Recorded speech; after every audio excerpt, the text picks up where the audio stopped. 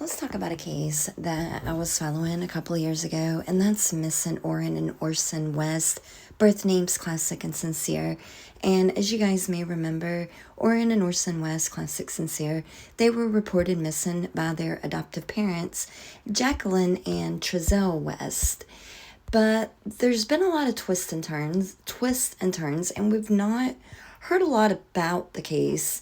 So I want to read an article to you guys, and the trial is happening right now along with other high-profile cases. The Letitia Stout trial, the Lori Vallow trial, or Lori Vallow Daybell trial.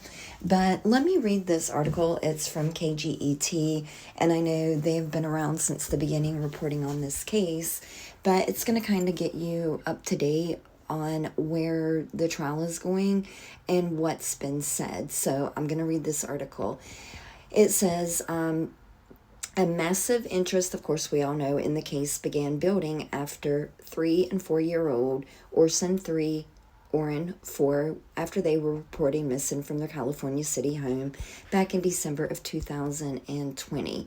Now, Trezell and Jacqueline, they were arrested in March of last year after prosecutors said evidence showed the boys died 3 months before the adoptive parents said that they went missing. So during the opening statements, prosecutor Eric Smith said that the couple's 4 children told authorities that Orrin and Orson had not been seen for weeks.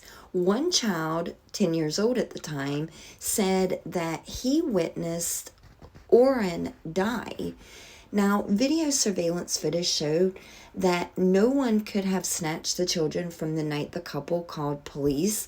Trezell and Jacqueline West's story that Trezell was gathering firewood as the children played outside briefly, and then he went in the house, came back out, and the children were gone, that just doesn't hold up, the prosecutor said.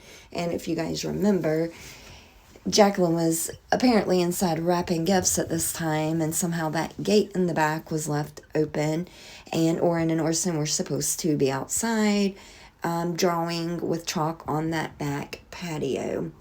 But the defense attorneys, they argued that the police botched the investigation by failing to interview registered sex offenders in the area until a week later, using inappropriate interview techniques on the West's other children and ignoring certain leads, including one from a woman who claimed to have seen the 2 boys in Texas.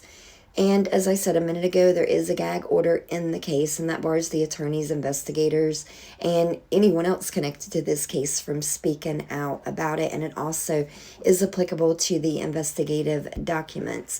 And they're saying the trial, it's expected to last until June.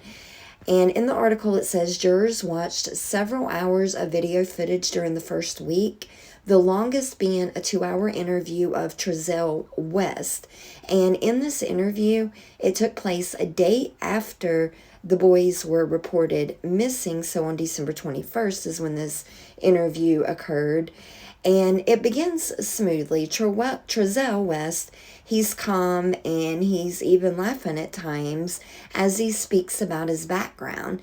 But then the questioning moves on to events of the previous night.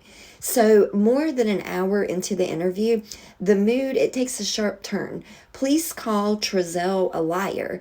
They say that the boys were never at the home that day. And they know in Trezell's earlier in the day, he was just in this great mood. And the officer said, quote, "You know where they're at? You haven't even shed a tear," unquote. And Trezell at that time, he becomes defensive.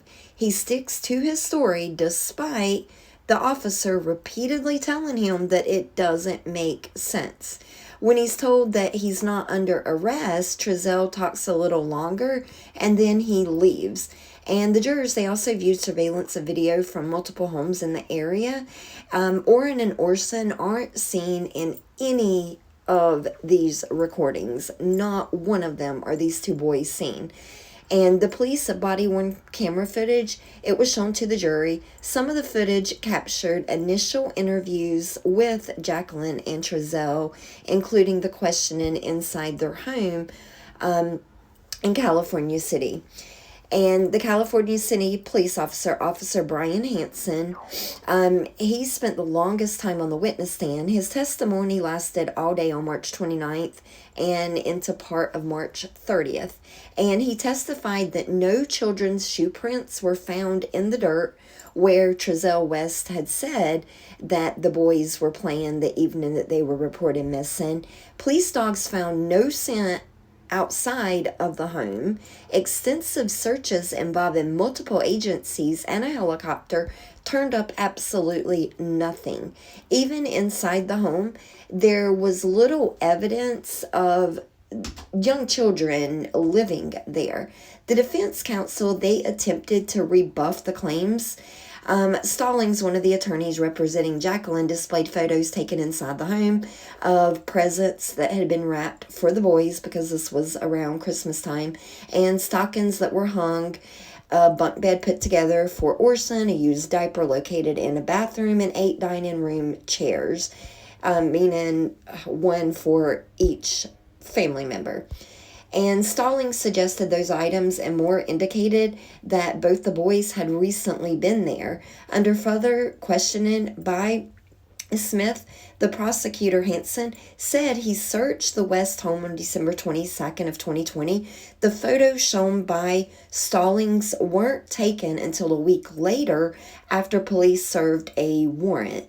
Hansen testified he doesn't know what happened in the home in the intervening period.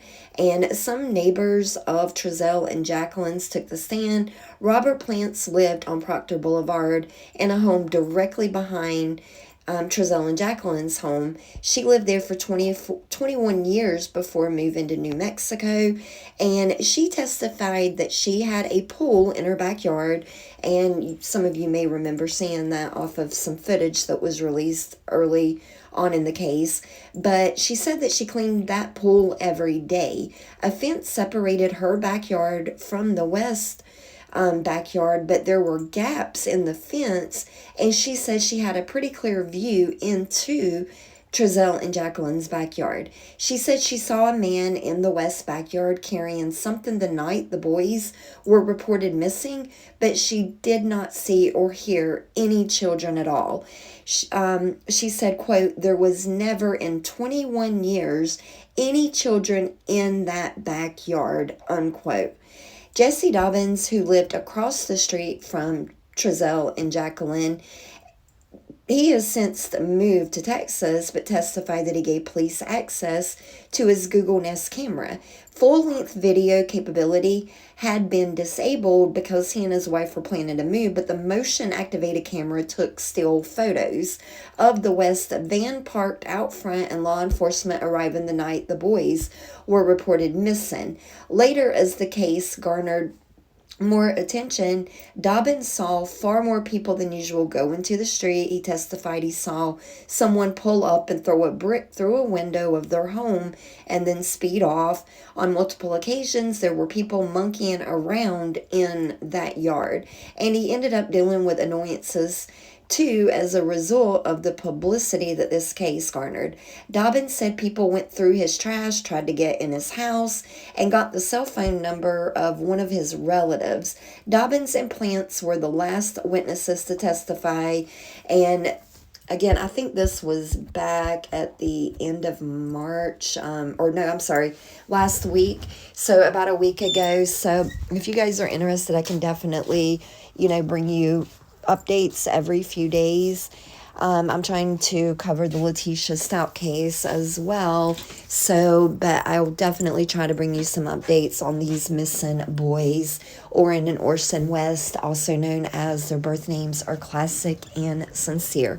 We still do not know where these two little boys are.